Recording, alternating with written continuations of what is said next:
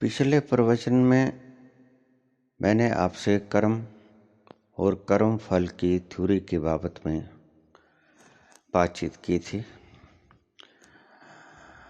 अब आता है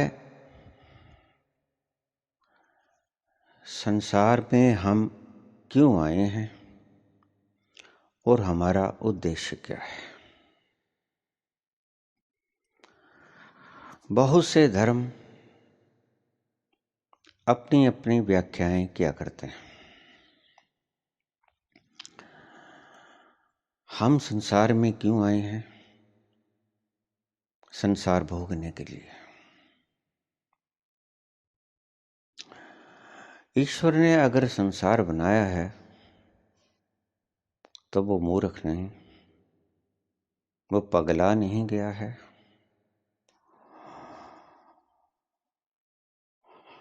हम सबका निर्माता, संसार की कण कण का निर्माता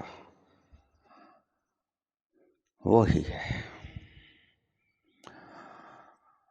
तो उसने संसार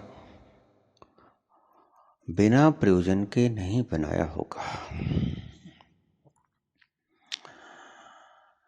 साइंस में एक शब्द आता है मेडिकल में कि ईश्वर ने कोई भी चीज व्यर्थ नहीं बनाई है। हमें चाहे उसके लाभ का पता हो ना हो, उसके फंक्शन का पता हो ना हो, ये बात जुदा है। हमारे शरीर में एक अपेंडिक्स हुआ करती है। डॉक्टर्स कहते हैं कि गॉल ब्लैडर के बिना काम चल सकता है। अगर ये ना होगा तो भी आदमी मजे से जिएगा, लेकिन उसने लगाया क्यों? अपेंडिक्स उसने लगाई क्यों? डॉक्टर काट के फेंक दिया करते हैं जब उसका दर्द बढ़ जाया करता है। असहनीय दर्द हुआ करता है उसका। गाल ब्लैडर में जब ज़्यादा पथरियाँ हो जाया करती हैं, जब कोई डिफेक्ट हुआ करता है, डॉक्टर्स उनको निकाल दिया करते हैं चीर फाड़ के द्वारा। अपेंडिक्स के साथ भी ऐसा ही होता है। तो कई डॉक्टर मुझसे पूछ लेते हैं कि इसका कारण क्या है। मैंने कहा देखिए, इसका कारण चाहे आपको आज पता हो ना हो, लेकिन निश्चित रूप से जब आप इसको निकाल दिया करते हो तो कुछ न कुछ कमी आपके शरीर में हो जाया करती है, आपको पता चले न चले। कारण अवश्य हुआ करता है, कारण के बिना कार्य हुआ ही नहीं करता। तो उसने गाल ब्लैडर बनाया, उसका भी कोई उद्देश्य है। और उसने अपेंडिक्स लगाई, उसका भी कोई उद्देश्य है। हालांकि आपको पता नहीं चला, बहुत सी बातें आपको आज से 200 साल पहले नहीं पता था। जब आप हवन यज्ञ किया करते थे, इंद्र देवता से प्रार्थना किया करते थे, सूखा पड़ जाया करता था, अकाल पड़ जाया करता था, और आप हवन करके इंद्र देवता को मनाया करते थे। वो भी वक्त था जब तूफान आ जाया करता था, 200-300 किलोमीटर की हवाएं चला करती थी, आपके सब साजो सामान उड़ा के ले जाया करती थी, तो आप हाथ जोड़े इंद्र देवता से प्रार्थना किया करते थे, जबकि इंद्र देवता नाम की कोई चीज नहीं।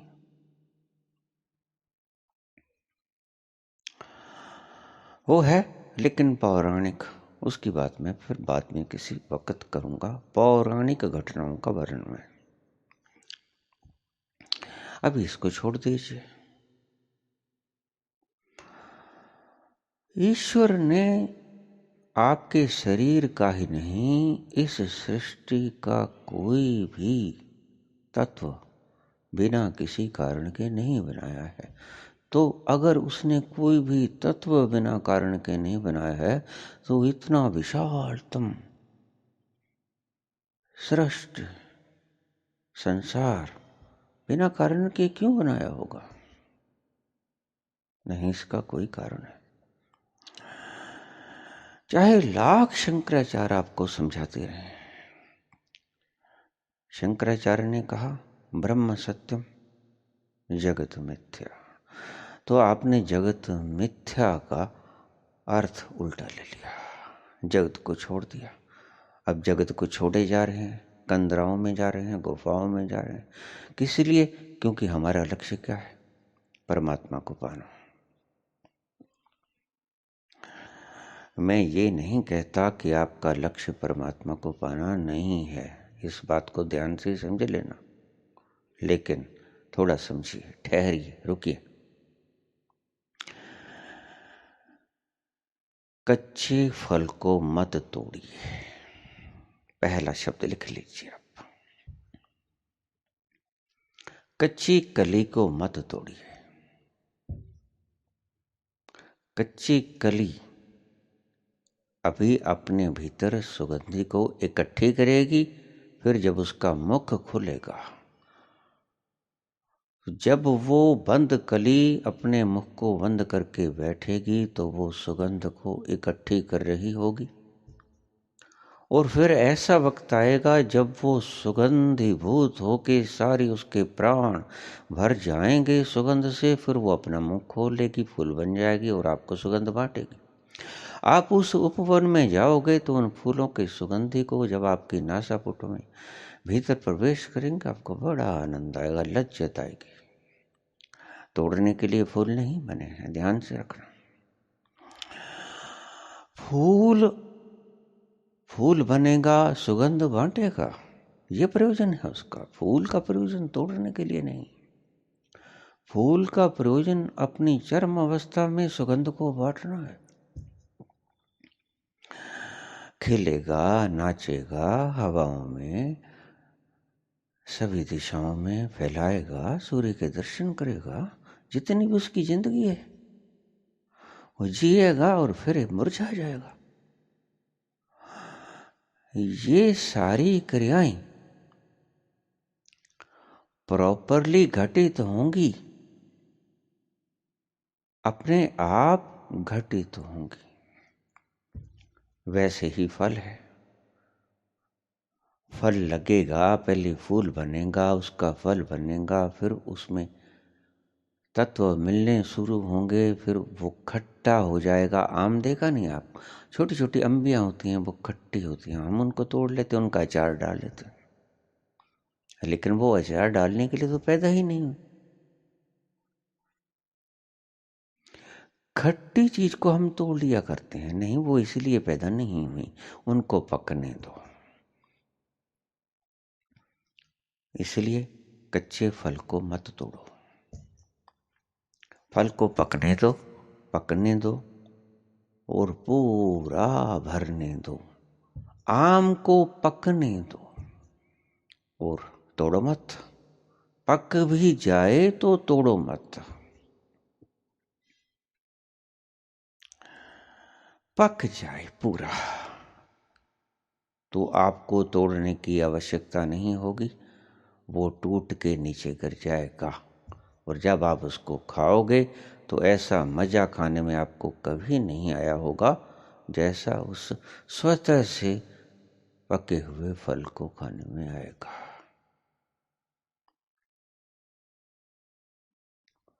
कली और फूल तोड़ने के लिए नहीं बने हैं, अपना जीवन जीने के लिए बने हैं। उनके वृक्ष से टूटने के बाद आप उनको कोई प्रयोग कर लें, ये आपकी बुद्धिमत्ता है। लेकिन अगर आप कच्चे फल को तोड़ोगे, देखिए गेहूं पक जाया करती है। बैसाखी के वक्त हमारे पंजाब में हमने देखा है कि गेहूं जब पक जाया करती है तो रंग बदल लिया करती है। उसको पकाना नहीं पड़ता, उसका रंग बिल्कुल सोने जैसा हो जाया करता है, बिल्कुल स्वर्ण आभा से युक्त हो जाया करती है कणक गेहूं। फिर वो पक जाया करती है, फिर किसान समझ जाया करता है कि अब फल पक गया है। एक ऋषि हुआ है कनाद, उसने जो भी कुछ कभी खाया वो पका हुआ खाया। कनक जब पक गई उसका रंग बदल जाया करता है, जब तक नहीं पकती तब तक वो हरियाली में रहती है, और जब वो पक जाया करती है तो वो बता दिया करती है, ये इशारा हुआ करता है कि मैं खाने योग्य हो गई हूँ, बस मेरा लक्ष्य पूर्ण हुआ। फिर हम किसान लोग उनको तोड़ा करते हैं और उनको तोड़ के हम अपने जीवन को जीने के योग्य बना लिया करते हैं। ये है सही प्रोसेस ऑफ नेचर। सो कली फूल बन के नाचेगी, अपना जीवन जिएगी, उसको जीने दो। सुगंध बांटेगी, निश्चित रूप से बांटेगी, आपको कुछ दे के जाएगी। कली फूल बन के आपको सुगंध बांट के जाएगी और अपना जीवन जीने को वो स्वतंत्र है, उसे जीने दो। अपना जीवन जी के वो अपने आप से मुरझा के गिर जाएगी। फिर अगर आप उसको कोई काम में ले सकते हो तो ले लो। मृत व्यक्ति के शरीर का कोई आप उपयोग कर सकते हो तो कर लीजिए, बड़े मजे से। बहुत से लोग अपना शरीर, अपनी आंखें दान कर दिया करते हैं कि मृत्यु उपरांत शरीर मेरा दान कर दिया जाए, मेरी आंखें दान कर दी जाए। इसे अंग दान कहते हैं। आम अचार बनाने के लिए पैदा नहीं होता। हाँ, आप अचार बनाने के लिए प्रयुक्त कर लिया करते हो, ये बात अलग है, लेकिन वो पैदा इसलिए नहीं हुआ करता। आप भी किसी लिए पैदा हुए हो इस संसार में। ये एक नेचुरल व्यवस्था चल रही है। कॉन्सेंट्रेशन लगातार बढ़ रहा है, आपकी चेतना का विकास हो रहा है।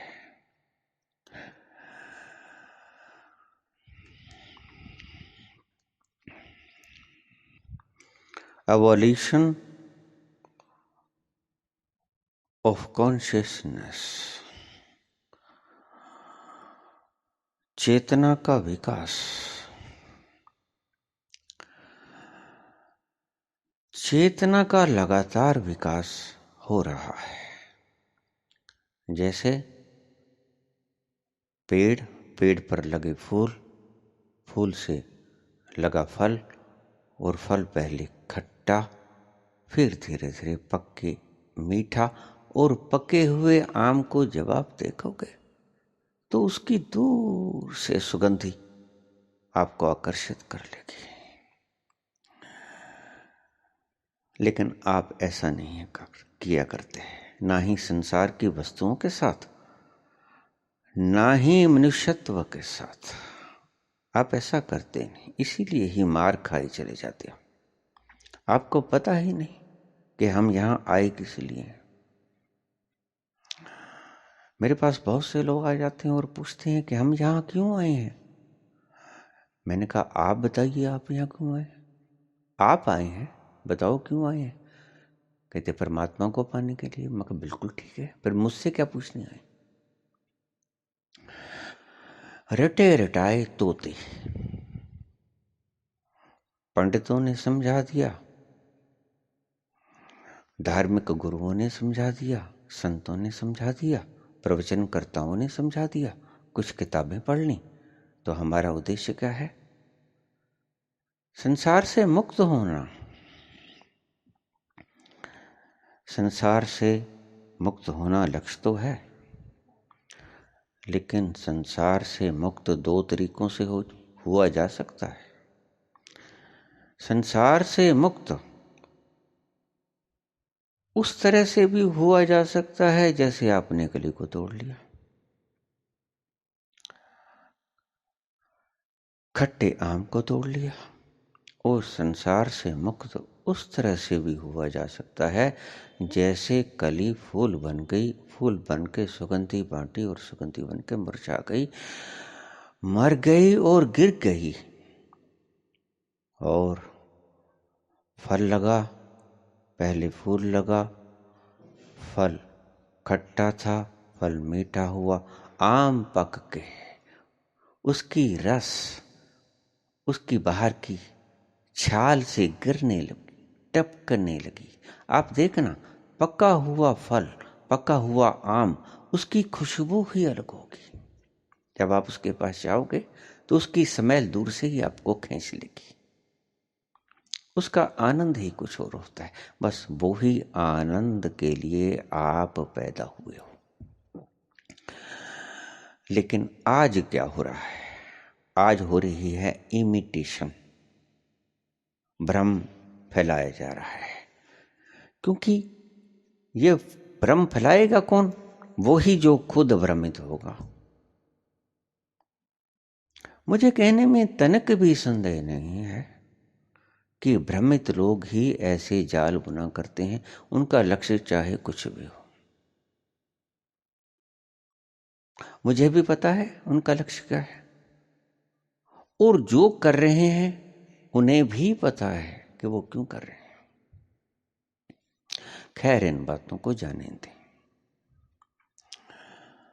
कच्ची कलियों को तोड़ लिया करते हो, कच्चे फलों को तोड़ लिया करते हो। संसार में आने का लक्ष्य परमात्मा परमानंद को उपलब्ध होना तो है, लेकिन प्राप्त करना नहीं। ये आप समझ लीजिए, दो शब्दों में बड़ा भेद है। आनंद प्राप्त करना आपका लक्ष्य नहीं, आनंद को उपलब्ध होना आपका लक्ष्य है। इसकी थोड़ी सी व्याख्या सुन लीजिए। आनंद को प्राप्त करना बिल्कुल वैसे ही है जैसे आपने कच्चा आम तोड़ लिया, खट्टी अम्बी तोड़ ली। काम तो वो भी आएगा अचार डालने के। कुछ लोगों को खट्टा खाना बहुत पसंद होता है, मैंने देखे हैं कच्ची अम्मियां लोग खाते हुए। मैं पूछता हूँ, अरे दांत खट्टे हो जाते, तुम कैसे खा लेते हो उसको? कहते हैं हमें बड़ा आनंद आता है, बड़ा मजा आता है इसको खाने में। ठीक है, उन्हें स्वादिष्ट लगती होंगी। और दूसरा, आनंद को प्राप्त करना और आनंद को उपलब्ध होना, दूसरा शब्द मैंने प्रयोग किया। आनंद को उपलब्ध होना तुम्हारा लक्ष्य है। आनंद को उपलब्ध तुम खुद से ना कर पाओगे। आनंद को उपलब्ध तुम खुद से ना कर पाओगे। आनंद में तुम विलीन हो सकते हो, आनंद में तुम लीन हो सकते हो। आनंद को पाना नहीं है, आनंद में स्थापित हो जाना है। आनंद में पाने के आपके भ्रम भी हो सकते हैं।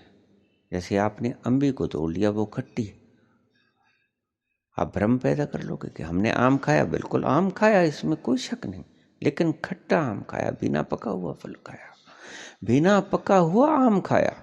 स्वादिष्ट लगता होगा, बिल्कुल लगता होगा कुछों को, लेकिन सही आम अपनी चरम सीमा पे पहुंचा नहीं था, अपने चरम लक्ष्य को प्राप्त नहीं हुआ था। इसलिए मैंने कहा, एक आनंद को उपलब्ध होना, वो एक आनंद को प्राप्त करना। आप आनंद को प्राप्त किए जाते हो, प्राप्त करने की कोशिश किए जाते हो, और आनंद को उपलब्ध नहीं हो पाते। इन दोनों बातों को गौर से आप फिर से समझ लेना। आप आनंद को प्राप्त करने की कोशिश में लगे रहते हो, आनंद को उपलब्ध नहीं हो पाते। ले हमारा लक्ष्य क्या है? आनंद को उपलब्ध हो जाना।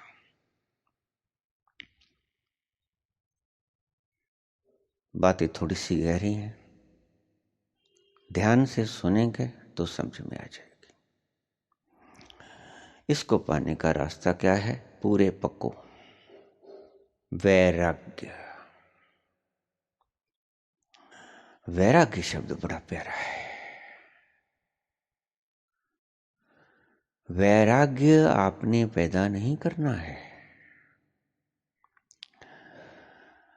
जो लोग संसार से दुखी होके कंदराओं में चले जाया करते हैं, एकांत की तलाश किया करते हैं, आनंद की खोज किया करते हैं, वो जरूरी नहीं है कि आनंद की खोज में जा रहे हैं। अब तो घबरा के ये कहते हो कि मर जाएंगे, अब तो घबरा के ये कहते हो कि मर जाएंगे, कर मर के भी चैन न पाया तो किधर जाएंगे।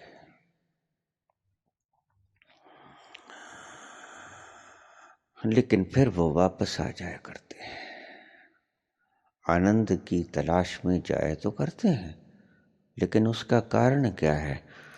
उसका कारण है संसार से दुखी होकर शांति की तलाश में निकल जाना। और शांति की तलाश आनंद की तलाश नहीं है। इस बात को आप गौर से समझ लें। इन बातों में बहुत भरमाया गया है आपको, यही बारीक बातें आपको उलझाई चली जाती हैं।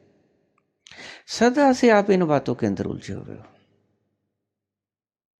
शांति की तलाश, आनंद की तलाश नहीं। आनंद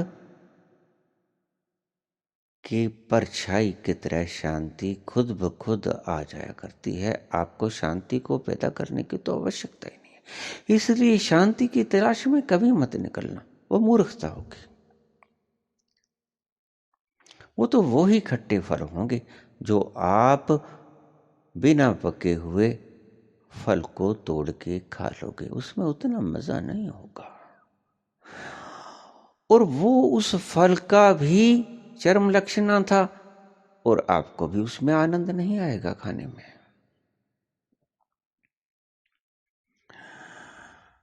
आज हम खींचे चले जाते हैं लोगों को।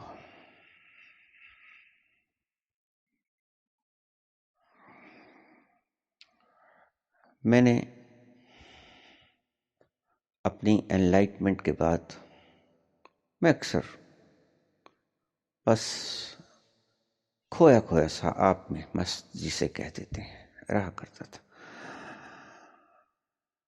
क्योंकि किसको फिक्र पड़ी है जब आपको रसाधार आनंद की घेरे रहती है चारों तरफ, हर वक्त, हर पल और घड़ी, तो आपको किसी की फिक्र नहीं रहती। आप उस आनंद को पीने में तन्मय रहते हो। आपने कभी देखा, जब आप भोजन करते हो तो भोजन को बड़े आनंद से जब करते हो, आपका ध्यान किसी तरफ नहीं रहता, सिर्फ भोजन को खाने में रहता है। अगर वो बहुत स्वादिष्ट हो तो। अगर भोजन खाने में स्वादिष्ट नहीं होता तो आप उतने तन्मय नहीं हो पाते जितने तन्मय उस भोजन के अति स्वादिष्ट होने के वक्त आप तन्मय होते हो, आनंद का अनुभव करते हो।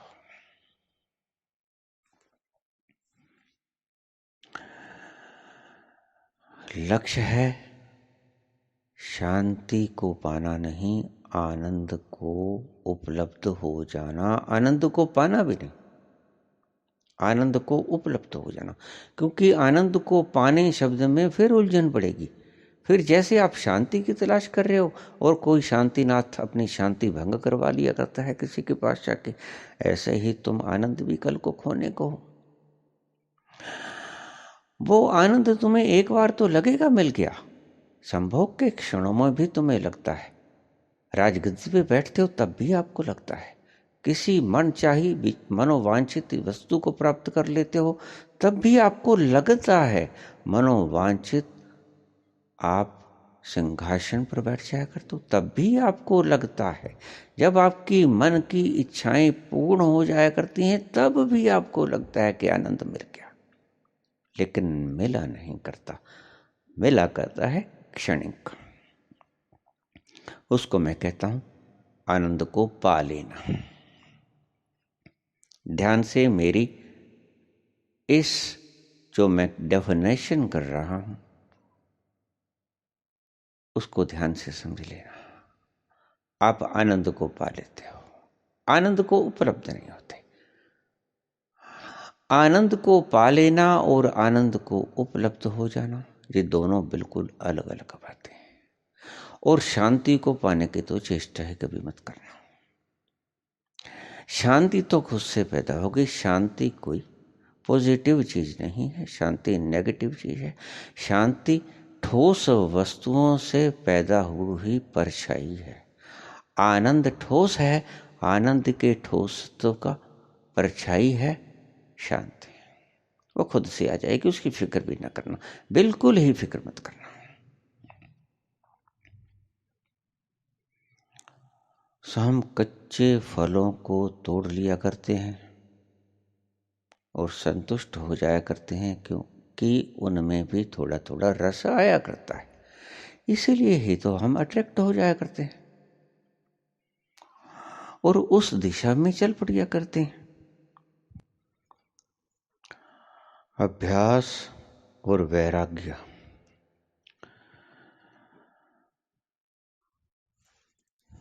जो वैराग्य अभ्यास से पैदा होता हो वो नकली है, और जो वैराग्य भोग से पैदा होता हो वो असली है। चौंकिया मत इस बात से। मैं कहता हूं जो वैराग्य अभ्यास से पैदा होता है वो नकली है, जो वैराग्य भोग से पैदा होता है वो असली।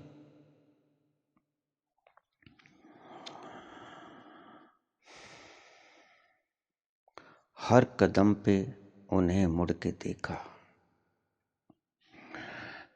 उनकी महफिल से हम उठ तो आए। हर कदम पे उन्हें मुड़ के देखा, उनकी महफिल से हम उठ तो आए। अभ्यास से जो वैराग्य पैदा होगा, वैराग्य बड़ी कीमती चीज है। सिर्फ एकमात्र सूत्र है आपको आनंद को उपलब्ध होने का, एकमात्र सूत्र बोल रहा हूं मैं। वैराग्य तक पहुंच के आप आगे आनंद को उपलब्ध हो सकते हो।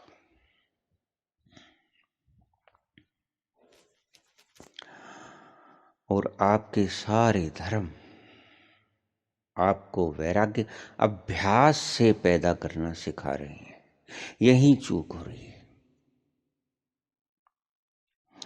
मन शांत होता है,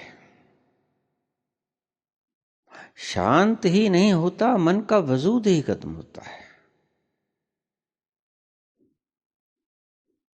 लेकिन उस शांति को आप पैदा नहीं किए होते हैं। वो आनंद की अमानत होती है, वो आनंद का पैगाम हुआ करता है कि यह व्यक्ति शांति को उपलब्ध हो गया। वैराग्य से आती है असली शांति, क्योंकि वैराग्य से आता है असली आनंद। अभ्यास से कभी भी आनंद को पैदा करने की चेष्टा में संलग्न मत हो जाना, चूक जाओगे। वो नकली होगा, फिर से फिर वापस आएगा। उनकी महफिल से हम उठ तो आए। हर कदम पे उन्हें मुड़ के देखा, फिर आपको दूसरी राहें तलाश ली होंगी, क्योंकि वो निकलेगा नकली, वो आपको तृप्ति ना दे पाएगा। और वो वैराग्य ही क्या जो आपको तृप्ति ना दे पाए। आप अभ्यास से वैराग्य करने की कोशिशों में संलग्न हो। सारे धर्म अभ्यास से वैराग्य तक पहुंचने की प्रयासों में जुटे हुए हो। और अभ्यास से जो वैराग्य होगा, मैं कहता हूं कि वो नकली है। तो भोग से जो वैराग्य पैदा होगा वो असली है। तो आपके मन में ये प्रश्न उठेगा कि भोग से तो फिर वैराग्य कभी पैदा ही नहीं होगा। नहीं, आप चूक जाते हो। देखिए, आपको भूख लगी है। आप कैसे कह सकते हो कि आपको भूख लगी है? अगर हम खाना खाते ही रहेंगे तो हमारी भूख मिटेगी नहीं।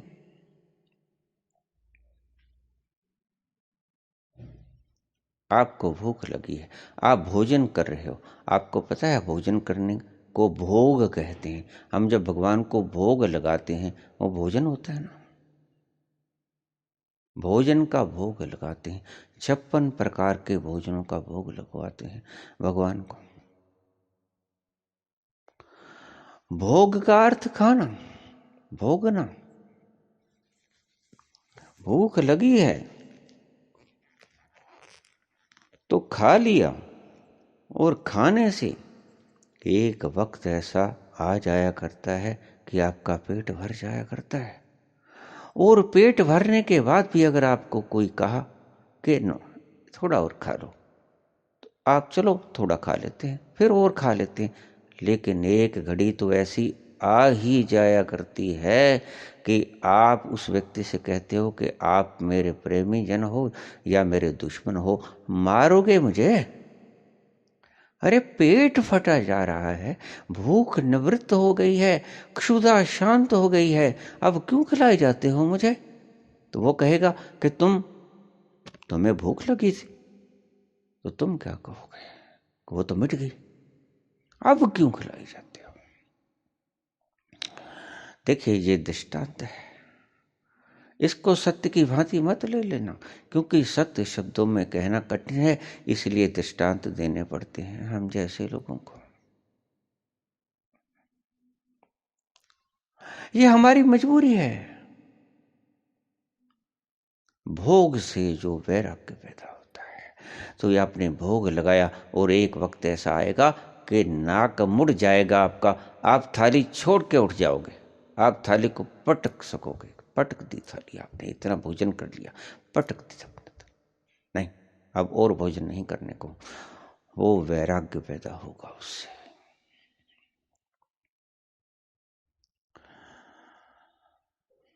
वैराग्य पैदा हुआ और फिर उसके बाद होगा अभ्यास। अभ्यास से वैराग्य नहीं पैदा करना है, वैराग्य से अभ्यास में जाना है। बिल्कुल ठीक कहा मनुष्यों ने, अभ्यास और वैराग्य के बिना बात नहीं बनेगी। लेकिन आप अभ्यास से वैराग्य करने चले हो,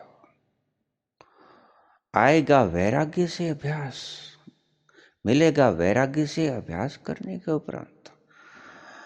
आप अभ्यास से वैराग्य करने में उलझे हुए हो, यहीं आप चूक जाते हो।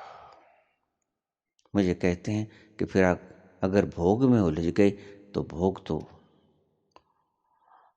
अपरिसीम है, वो तो कभी मिटेंगे नहीं। नहीं मिटेंगे, क्यों नहीं मिटेंगे? मिटते हैं। भोग जिस चीज के लिए है उसको भोगने के बाद मिटते हैं। कब तक आप अतृप्त रह पाओगे? तृप्ति पूर्ण होती है, अतृप्ति टूटती है, क्षुधा शांत होती है, आप तृप्त होते हैं, आप सच्चे वैराग्य को उपलब्ध होते हो। बुद्ध उपलब्ध नहीं हो गए। बुद्ध ऐसे ही उपलब्ध नहीं हो गए, आपको पता ही नहीं कि बुद्ध ने भागने से पहले क्या किया। बुद्ध भागे ये तो आपने देखा आपको, लेकिन बुद्ध क्यों भागे? सब कुछ होते हुए भी क्यों भागे? जिन चीजों के लिए आप लालायित हो, रात रात भर जागते हो, आपकी नींदें कुर्बान कर देते हो जिन चीजों के लिए, उनको छोड़ के भागे। आपके लिए वो चीजें साध्य हैं, लेकिन उसके पास वो चीजें हैं और उनको छोड़ के भाग रहा है। इसका अर्थ क्या है? कि उन भोगों से उन्हें नहीं मिल सका है जिस चीज की उन्हें तलाश है,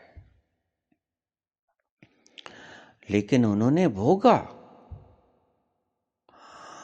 आपको तो ये कह दिया जाता है कि राजा ने एक स्त्री को भोगा, बुद्ध ने यशोधरा को भोगा। आपको क्या पता?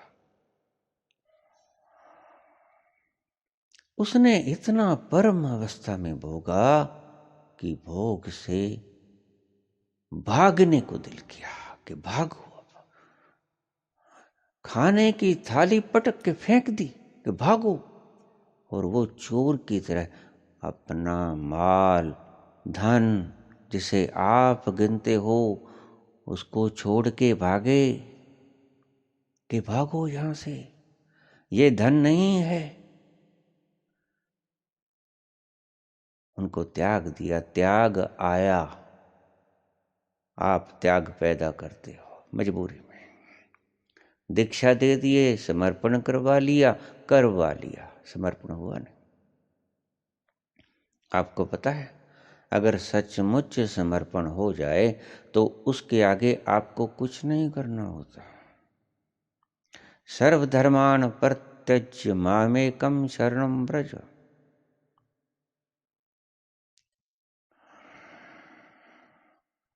अगर भगवान के समर्पण हो जाए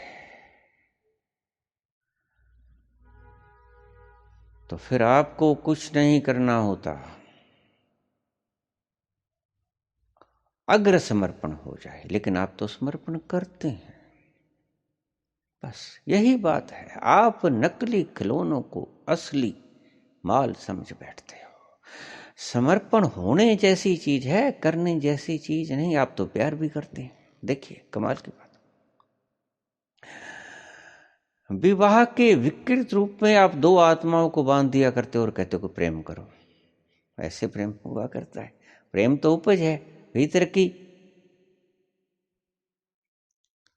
प्रेम आता है, प्रेम पैदा नहीं किया जाता। और आपका समाज, आपका संविधान प्रेम को पैदा करने के लिए बनाया जाता है। आप कहते हो कि प्रेम पैदा करो, विवाह के पश्चात कहते हो।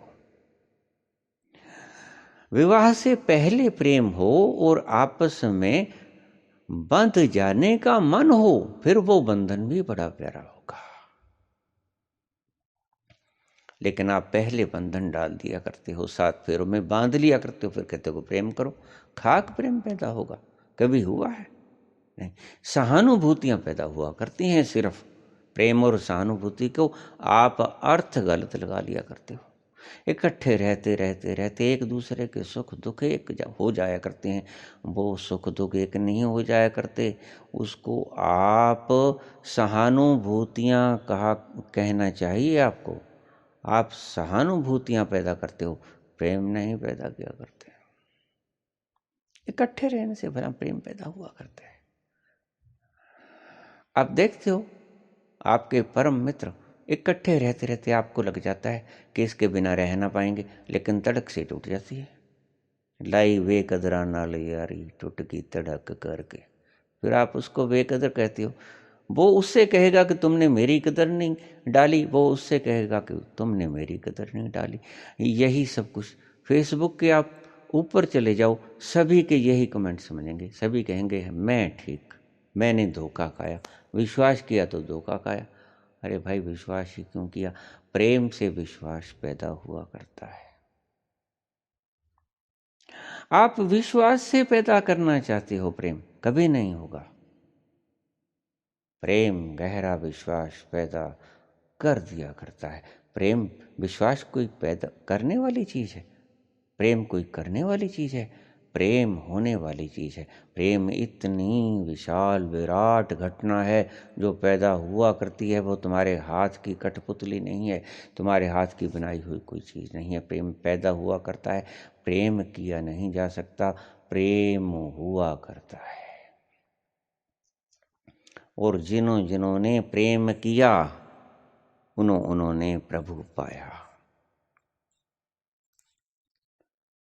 जिन प्रेम कियो तिन प्रभु पायो, वो सच्चे प्रेम की बात किया करते हैं। प्रेम पैदा हुआ और शब्दों की सिर्फ हेर फेर है, उलट पुलट है। प्रेम करने जैसी कोई चीज नहीं, प्रेम पैदा होने जैसी चीज है।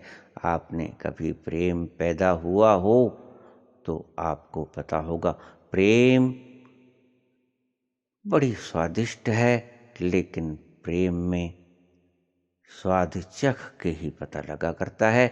और प्रेम आप नकली पैदा कर लिया करते हो, प्रेम नकली पैदा कर लिया करते हो। सहानुभूतियों को आप प्रेम कहा करते हो, सहानुभूति कभी प्रेम नहीं हुआ करती। प्रेम से सहानुभूति पैदा हुआ करती है, प्रेम से विश्वास पैदा हुआ करते, और वो न टूटने वाले विश्वास पैदा हुआ करते हैं। भक्त का प्रेम भगवान पे हो जाए तो शुभ, करना पड़े तो अशुभ। लोग अपने इष्ट बदल लिया करते हैं। एक व्यक्ति हनुमान जी की पूजा किया करते थे, 2 वर्ष बाद मेरे को मिले। मैंने कहा ये क्या? अब बम बम भोले। कहते हाँ, मैंने इष्ट बदल लिया है। इष्ट भी बदल लिया करते हैं। और फिर कल को शंकर जी से भी जब कुछ नहीं मिलेगा, जब आपकी वासनाओं को पूरी करने में कोई गुरु, कोई इष्ट, कोई भी देवता असमर्थ हो जाया करता है, तो आप उसको बदल लिया करते हो। आपकी बस चले तो आप घर वालियां और घर वाले भी बदल लिया करते हो। आपका क्या है? ये आपकी मन की व्यवस्थाएं हैं सिर्फ, ये असलियतें नहीं हैं। सो मैंने कहा वैराग्य और अभ्यास, भगवान कृष्ण ने भी कहा है, अभ्यास और वैराग्य से उस परम आनंद की उपलब्धि होती है। लेकिन वैराग्य पैदा हो जाए, वैराग्य पैदा करना ना पड़े अभ्यास के द्वारा, फिर उससे बाद जब वैराग्य पैदा हो जाया करता है तो उसके बाद की घटना है आनंद को उपलब्ध। सो मैंने कहा कि संसार ईश्वर ने पागलपन के कारण नहीं बनाया है। कई व्यक्ति मुझसे कह देते हैं कि ये तो आपकी परीक्षा करने के लिए बनाया है, कि देखो आप भगवान में उलझते हो कि संसार में उलझते हो। मैंने कहा पागल हुए हो? अरे परीक्षा तो वहां हुआ करती है जहां दोनों चीजें बराबर खड़ा हुआ करती हैं। मजा तो तब है, संसार तो तुम्हें दिखाई देता है, भगवान भी तुम्हारे सामने आके खड़ा हो जाए, फिर तुम देखो किधर भागते हो। भगवान तो अदृश्य है, संसार दृश्य है, तो तुम संसार में ही उलझोगे। भगवान का तो पता ही नहीं। आधी दुनिया आज मानती ही नहीं क्योंकि देखा नहीं।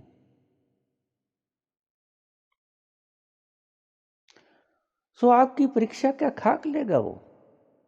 खुद उतरे बराबर मैदान में, संसार के बराबर मैदान में उतरे तो देखिए आप किधर जाते हो।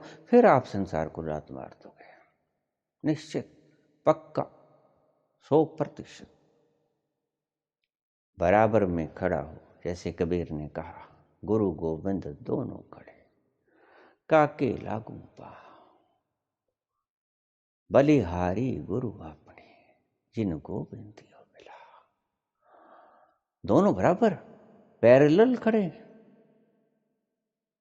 फिर गुरु के चरण पकड़ ली कि आपके बिना गोविंद मिल नहीं सकते थे, इसलिए गुरु के चरणों में शीश नवा दिया कि धन्य हो प्रभु, मैं कृत कृत भयो, अब मैं अब कृत कृत हो गया हूं आपकी कृपा के कारण। गोविंद आज मेरे सामने खड़े हैं और इतनी महाशक्ति, विराट शक्ति आपका इम्तिहान ले और आप इम्तिहान में पास हो जाओ, ये मुमकिन है भी? कतई मुमकिन नहीं हो सकता। ईश्वर आपकी परीक्षा लेने पे अगर आ जाएं और आप उन परीक्षाओं को पास कर जाओ, ये संभव है मूर्खो? क्यों इन पागलपन में उलझे हुए हो? ईश्वर परीक्षा लिया करते हैं, धैर्य की परीक्षा लिया करते हैं। ईश्वर जैसी महाविराट शक्ति आपकी परीक्षा ले और आप उस परीक्षा में सफल हो जाओ, कमाल की बात है। अगर ईश्वर आपकी परीक्षा ले और आप सफल हो जाओ तो समझना ईश्वर ने आपकी परीक्षा नहीं ली। कोई बहुत ही निर्बल व्यक्ति आपसे भी कमजोर होगा जो आपकी परीक्षा ले रहा है, उसकी विराटता पे संदेह कर लेना तत्क्षण। अगर आपकी ईश्वर की ली हुई परीक्षा को आप पास कर लो तो फिर किसी निर्बल व्यक्ति ने आपकी धैर्य की परीक्षा ली है, ईश्वर ने आपकी धैर्य की परीक्षा नहीं ली है। वो कभी भी परीक्षा नहीं लिया करता। आप अपने बच्चों की परीक्षा लिया करते हो क्या? बच्चा जन्मता है, एक दिन का होता है, आप उसकी परीक्षा लोगे कि देखें ये भाग के दिखाता है कि नहीं दिखाता है? कैसे भाग के दिखाएगा? वो बेचारा अभी तो पैदा हुआ है, उसने प्रथम सांस ही ली है, अभी भाग के कैसे दिखा देगा? आप फेल ही होने वाले हो। नहीं, ऐसा कभी नहीं होता है। इतनी विराट शक्ति आपका इम्तिहान ले और आप उन इम्तिहानों को पास कर जाएं। ये बुद्धुओं की बातें हैं, बुद्धिमानों की बातें नहीं हैं। छोड़ दीजिए इनको, अपने दिमाग से निष्कासित कर दीजिए इन चीज़ों को। ये पागल लोगों ने आपके मन के भीतर घुसेड़ दी हैं, इनको निकालो बाहर। ऐसा कभी नहीं होता है कि ईश्वर परीक्षा लेता है। नहीं, ईश्वर तो भोग की सामग्री उपलब्ध करता है। इसीलिए नहीं कि देखो आप निकल पाते हो कि नहीं, नहीं, इसीलिए कि आप इनको भोग के पक जाओ। जैसे बीज तना बनता है, वृक्ष बनता है और फिर नीचे से सींच सींच के रस को बड़ा होके फल पैदा कर लिया करता है और उसके फल गिर जाया करते हैं। बिल्कुल इसी तरह ईश्वर ने संसार को बनाया है, आपको भोगने के लिए बनाया है। आप संसार को भोगें, परिपक्व रूप से भोगें, आधा आधे मन से, आधा अधूरा मत भोगें।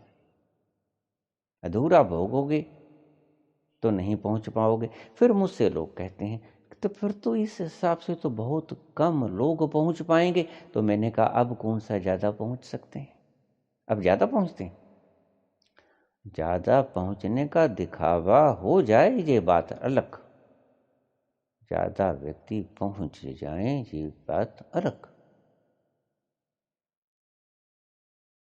अब मुझसे क्यों बुलवाते हो तुम ये बातें? ज़्यादा व्यक्ति पहुंच नहीं पाएंगे तो पहले कौन सा ज़्यादा पहुंच पाते हैं? वो बाबा जी ने कोई मूर्खतावश ये बातें थोड़ा कही हैं कि कोटिन में कोई एक चलत है, कोटिन चलत एक पहुंचत है। पहले भी तो ऐसा ही होता था। क्यों? क्योंकि तुम कच्चे संसार को बिना भोगे चले आते थे परमात्मा को पाने, और फिर वही हर कदम पे उन्हें मुड़ के देखा, उनकी महफिल से हम उठते आए। या तो रहती है आपको स्त्री, या तो रहता है आपको धन, या तो रहता है क्या क्या छोड़ के आए, क्या क्या भोग सकता था और नहीं भोगा। बोलो, होता है कि नहीं? कभी छोड़ के तृप्त हो पाए कि चलो भलो भयो हरि बिसरो? कबीर भूल गए थे राम राम करना। उनके गुरु ने उनको यही नाम दिया था, रामानंद जी ने। राम राम राम राम करते रहो। पहले तो नाम ही नहीं दे रहे थे, लेकिन जब तालाब पे नहाने आए तो पाँव उनके ऊपर पड़ा तो वो उनके मुख से निकला राम राम जपो, राम राम जपो। तो उन्होंने कहा ठीक प्रभु। ऐसे तो उन्होंने नाम लिया और फिर भूल गए एक दिन राम राम करना। तो फिर क्या बोलते हैं, माला गिर गई, माला गिर गई, गिराने नहीं पड़ी, आप तो गिराते हो। अल माई सांभ गुंजियां तियां कर चलियां सरदारी।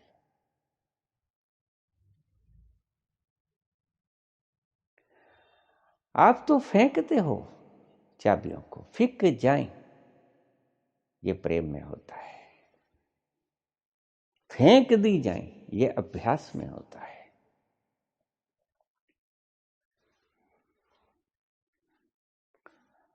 तो राम राम जप रहे थे, माला गिर गई। तो फिर वो दो दोहे बोलते हैं। पहला बोलते हैं कि माला जपूं ना कर जपूं।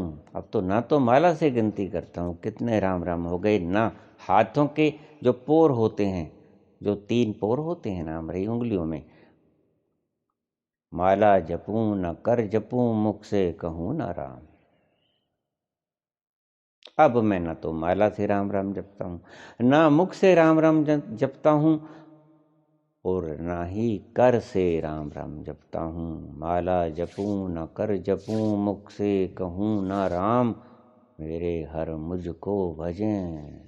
अब तो मेरे हरि मुझको भजते हैं। हम पावें विश्राम, हम परम अवस्था में, चरम अवस्था में उसके आनंद का पान कर रहे हैं, विश्राम अवस्था में उसके आनंद को पी रहे हैं। माला जपूं न कर जपूं, मुख से कहूँ न राम, मेरे हर मुझको भजें। हम पावें विश्राम, हम विश्राम पा लिया करते हैं। तुम अभी हरि के पीछे पीछे दौड़ते हो, छल कपट का हृदय में प्रवेश लिए हरि के पीछे पीछे भरते हो। और कबीर क्या कहते हैं? कबीरा मन निर्मल भयो, ज्यों गंगा को नीर। तब तो गंगा पवित्र हुआ करती थी जब कबीर ने ये शब्द कहे। आज तो राम तेरी गंगा मैली हो गई, पापियों के पाप धोते धोते। कबीर क्या कहते हैं? कबीरा मन निर्मल भयो, जू गंगा को नीर। पाछे पाछे हरि फिरे, कहत कबीर कबीर। अब तो पीछे पीछे हरि फिरते हैं, कहते हैं कबीर सुनो मेरी बात, और तुम हरि के पीछे भागते हो। देखिए कितना फर्क पड़ गया बात को। अभ्यास और वैराग्य में उतना ही फर्क है।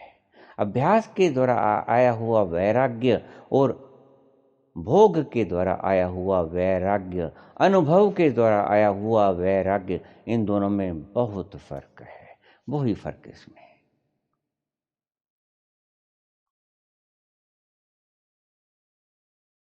कबीरा मन निर्मल भयो, जो गंगा को नीर। पाछे पाछे हरिपुरे, कहत कबीर कबीर। तो गिर गई माला, राम राम करना भूल गए।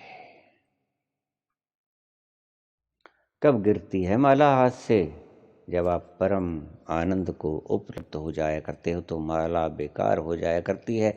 तृप्त हुआ करते हो तो भोजन की थाली बेकार हो जाया करती है, आप उसको छोड़ के उठ जाया करते हो। जब आनंद को उपलब्ध हो जाया करते हो, ध्यान से समझ लेना। अभी तो आप आनंद को पाने में प्रयासरत हो, शांति को पाने में प्रयासरत हो। लेकिन जब शांति को उपलब्ध हो जाओगे, आनंद को उपलब्ध हो जाओगे, फिर आप प्रणाम कर दोगे थाली को, उठ जाओगे। फिर थाली लाख निमंत्रण भेजे के स्वादिष्ट भोजन हैं 36 प्रकार के, मेरा आनंद पान करो, तो आप प्रणाम कर लोगे कि बस धन्यवाद, मैं तृप्त हुआ, मैं आनंदित हुआ, मैं अहोभाग से भरा, मैं उस परम में विलीन हो गया, मैं पा गया जो मेरा लक्ष्य था।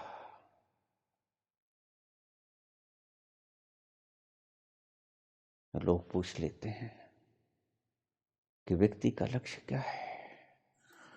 लक्ष्य तो आनंद को उपलब्ध होना ही है, लक्ष्य तो आनंद को पाना ही है। लेकिन आप पाते कैसे हो? ये समझा रहा था आपको बात। आप कच्चे फल तोड़ लिया करते हो, कभी नहीं पकेंगे। ना तो इसमें फल भी अधूरा रह जाता है पकने से, और आप भी अधूरे रह जाते हो चखने से। आप उसका असली स्वाद न चख पाओगे अगर फल को पूरा पकने न दे पाओगे। इसको फिर से समझिए इस बात को। अगर फल को पूरा ना पकने दे पाओगे तो उसका सही सही स्वाद चखने से वंचित रह जाओगे। वो आम जो आपने खट्टा खट्टा तोड़ लिया टहनी से, उसका असली स्वाद क्या हो सकता था, उसकी मिठास क्या हो सकती थी, इससे आप भी अनभिज्ञ रह जाओगे। और वो खट्टी अम्बी जिसे तोड़ ली वो भी अनभिज्ञ रह जाएगी कि मेरा जन्म क्या था। मेरा जन्म मिष्ठान से भरा हुआ रसा स्वादन था।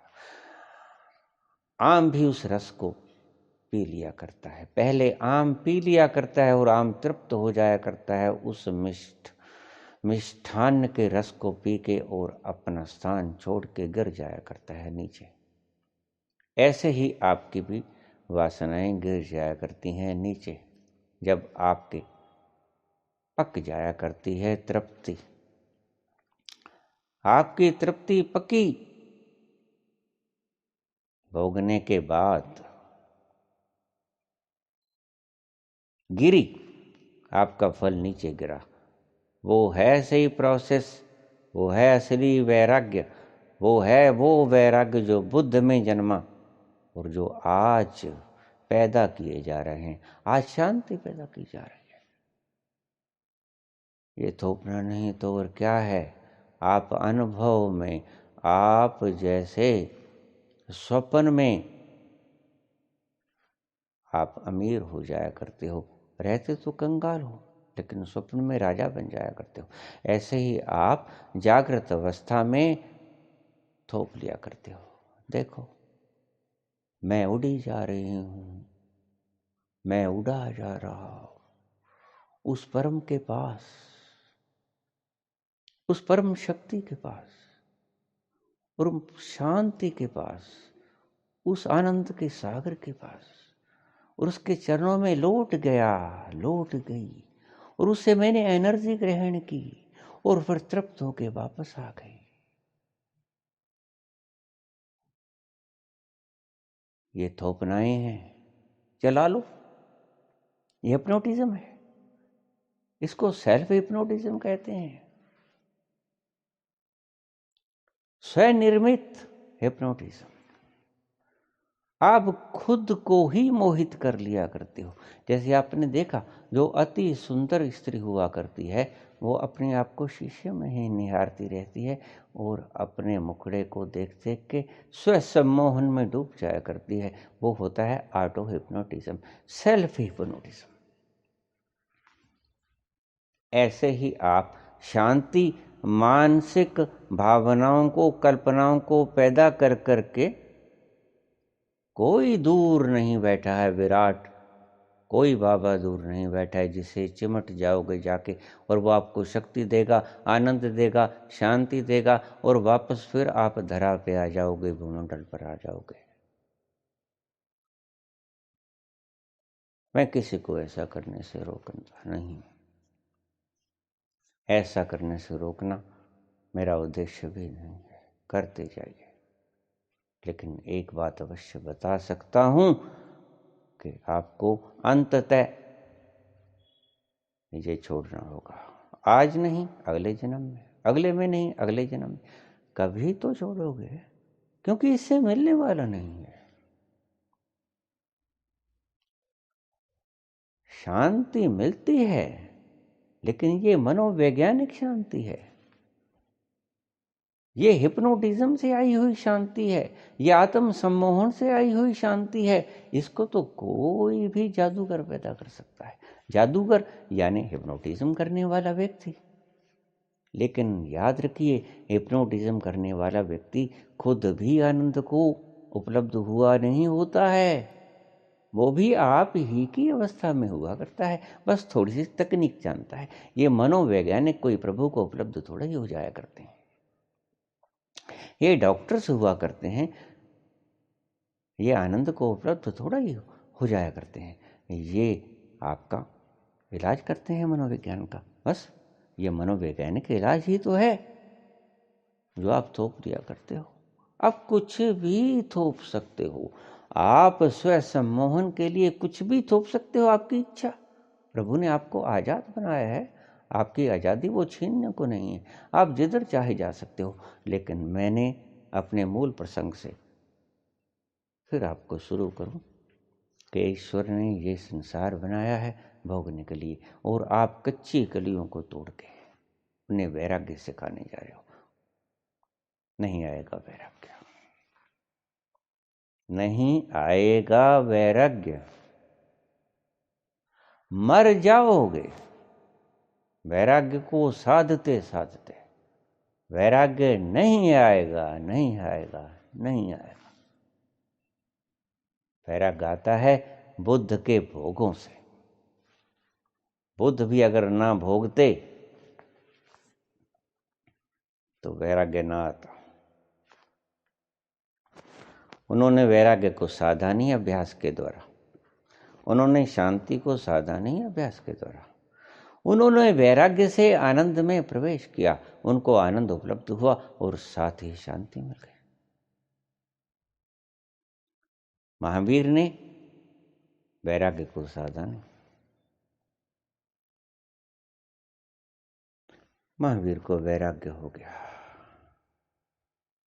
बड़े शांत स्वभाव के, निर्मल चित्त के व्यक्ति थे। अपने पिता से पूछा, पिताजी मेरा मन नहीं लगता है संसार में, मैं चला जाऊं? पिता बोले, खबरदार ऐसी बातें फिर से मत करना जब तक मैं जिंदा हूं। चुप रह गए। पिता मरे, पिता के शरीर को अग्नि देके आ ही रहे थे वापस।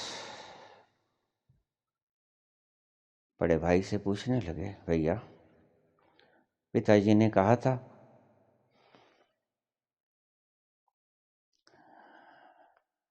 कि मेरे जीते जी गृह त्याग का कभी भी मन में मत लेके आना विचार, मेरे मर जाने के बाद। अब पिताजी विदा हो गए हैं, क्या मैं चला जाऊं गृह त्याग करके? भाई कहने लगे, खबरदार मेरे जीते जी ये बात मेरे से मत करना। यहां क्या कमी है तुम्हें, तुम जैसा चाहे करो। महावीर चुप हो गए। वर्धमान था उनका नाम। महावीर तो उनका एक उपाधि दी गई उन्हें। वर्धमान चुप हो गए और वर्धमान जैसे रहने लगे तो भाई ने सोचा कि क्यों इसको तंग करना है, ये रुके से रुकेगा नहीं। उसको समझ में आ गया कि इसके भीतर सच्चा वैराग्य पैदा हो गया है। वर्धमान के पास गए और कहने लगे, आप छोटे भैया जा सकते हैं, क्योंकि अब तो आपका होना ना होना यहाँ भी बराबर है, हुए कि ना हुए बराबर है, फिर आप कहीं भी जा सकते हैं। मेरी तरफ से सब बाधाएं खत्म, आप चाहें यहाँ रह सकते हैं, चाहें तो जा सकते हैं। और महावीर ने उसी दिन गृह त्याग कर दी। सच्चा वैराग्य पैदा हो गया। आपको पता है 24 के 24 तीर्थंकर जैन धर्म के सभी राजा हुए हैं। राजा का अर्थ जिसके पास प्रचुर मात्रा में भोग हैं।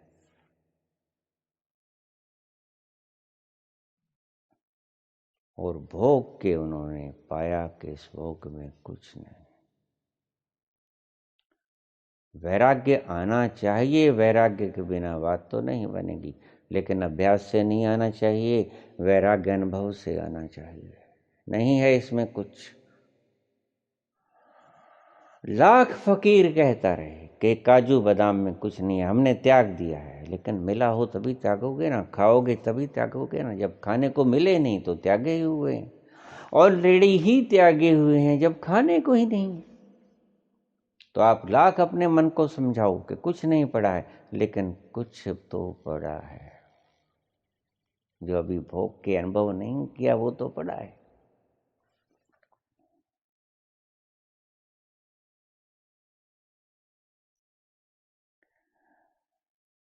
वैराग्य आए शुभ, वैराग्य पैदा किया जाए अशुभ।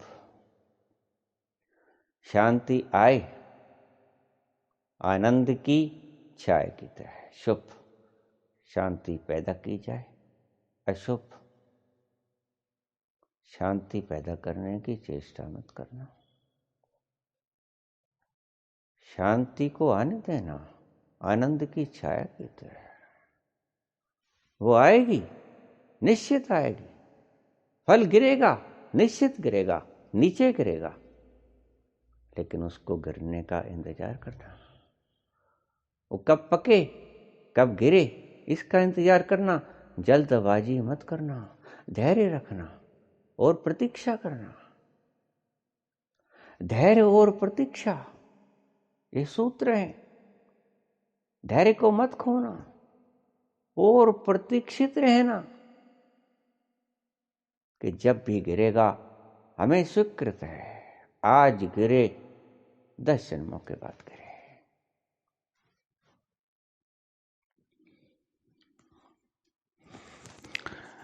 सो आपने पूछा कि हम यहाँ क्यों आए हैं।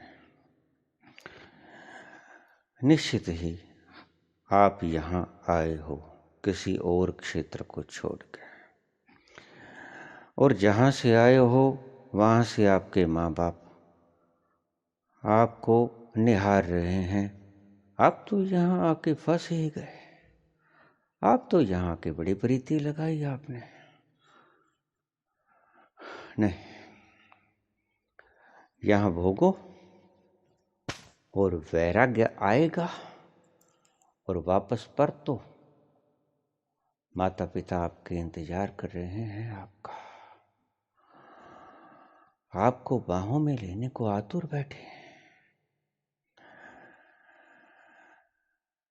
आप भी आंदोलित हो वहां पहुंचने के लिए, यद्यपि आपको मालूम नहीं है कि आप काहे को आंदोलित हो, आप काहे को अशांत हो, आप काहे को दुखी हो, मालूम नहीं है। लेकिन वो जानते हैं, जिनको आप छोड़ के, उनका घर छोड़ के यहाँ आए थे। सुबह निकले थे, शाम खेल के आ जाओगे। बहुत खेल लिए, अब वापस मुड़ो अपने घर को। वो भी इंतजार कर रहे हैं। सो आप भी नहीं रहे हो, चैन आपको भी नहीं मिल रहा है, शांति आपको भी नहीं मिल रही है, आनंद में आप भी नहीं डूबे जा रहे हो, और तुम्हारे माता पिता भी तुम्हें इंतजार की निगाहों से देखे जा रहे हैं। आपको आलिंगन में लेने को आतुर बैठे हैं। आप चलो यहाँ से, आप अपने मुकाम तक चलो।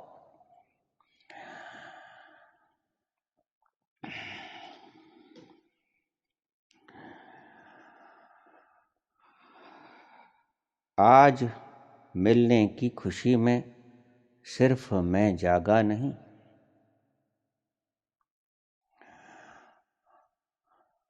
आपका पिता, आपकी माता, कुछ भी कह लो,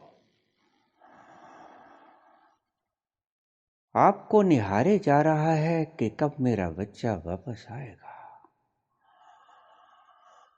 लापता की तलाश, गुमशुदा की तलाश। आप रोज देख रहे हो कि अखबारों में निकलती है, जिसका बच्चा चला जाया करता है, दिन भर रात वो तड़प कैसी होती है। आप जिन्हें माँ बाप बनने का हुक्म ही नहीं दिया करते हो, उनको वो तड़प पैदा होगी कैसे, उनको पता कैसे चलेगा कि औलाद की तड़प हुआ क्या करती है। आप उनको माँ बाप बनने का मौका ही नहीं देते, समर्पण ही करवा लिया करते हो, जबकि वो आए हैं खुद माता पिता बनने के लिए। ईश्वर ने उनमें कोई कमी नहीं छोड़ी है, लेकिन आप जबरदस्ती छलावे दिखा के उनसे समर्पण करा लिया करते हो। आज मिलने की खुशी में सिर्फ मैं जागा नहीं, सिर्फ परमात्मा ही नहीं जागा आपके मिलने की खुशी में कि मेरा बच्चा आज लौट के आ रहा है। आज मिलने की खुशी में सिर्फ मैं जागा नहीं, तेरी आंखों से भी लगता है कि तू सोया ना था। तेरी आंखों से भी लगता है कि तू सोया न था। मैं देख रहा तुझे, बराबर देख रहा था कि तू भी सो कहाँ पा रहा था, चैन तुझे भी ना आ रहा था, सुकून तुझे भी ना मिल रहा था, आनंद तू भी ना पा रहा था, भटके भटके तू भी चला जा रहा था। तुझे तेरी मंजिल का खबर ही ना थी कि मैंने कहाँ पहुँचना है। आज मिलने की खुशी में सिर्फ मैं जागा नहीं, तेरी आंखों से भी लगता है कि तू सोया न था। प्रश्न बहुत उठेंगे, स्वाभाविक है। मैंने बात ही कुछ छटपटी कर दी है, लेकिन जरूरी था। विचार आंदोलित होंगे, प्रश्न भी उठेंगे। आपके प्रश्न आमंत्रित हैं, क्योंकि मैं भी नहीं चाहता कि आपके प्रश्नों का उत्तर दिए बिना मैं चला जाऊं। अपने जीवन के अंतिम प्रहर में मेरी भी इच्छा है कि जैसे मैंने जाना, जो मैंने जाना वो आपको बतला जाऊं, क्योंकि आप भी मेरे भाई बहन हो। आप भी मेरे परम पिता की प्रिय संतान हो। आप मेरे भाई बहन हो। मैं अपना अनुभव आपको सुना जाऊं, आपको जगा जाऊं कि आप हैं कौन, ताकि आप भी उस राह पे चल सको और उस अमृत का पान कर सको, उस आनंद का पान कर सको जो मैंने पिया है। आपके प्रश्न आमंत्रित हैं, निश्चित ही आपके विचार आंदोलित होंगे, और मैं भी चाहता हूं कि आपको बता के जाऊं। आप भी पूछना अगर चाह रहे हो तो आप आमंत्रित हैं। मेरी तरफ से कोई बंदिश नहीं। आज मिलने की खुशी में सिर्फ मैं जागा नहीं, तेरी आंखों से भी लगता है कि तू सोया न था। धन्यवाद।